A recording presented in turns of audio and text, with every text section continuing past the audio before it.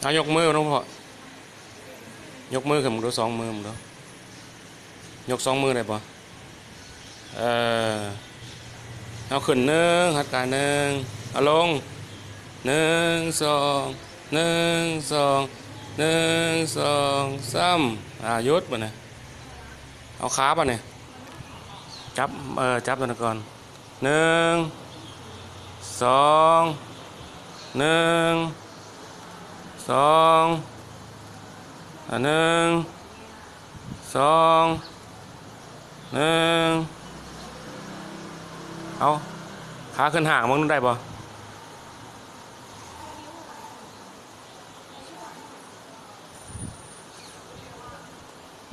พอเท่าแข็งแห้งแล้วเด้อช่วงนี้กำลังอยู่ในช่วงขั้นตอนบำบัดฝึก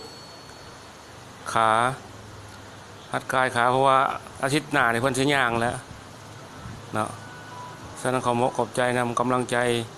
จากลูกหลานญาติพี่น้องเพื่อนชิดมิตรสหายที่ส่งมาให้พ่อเฒ่า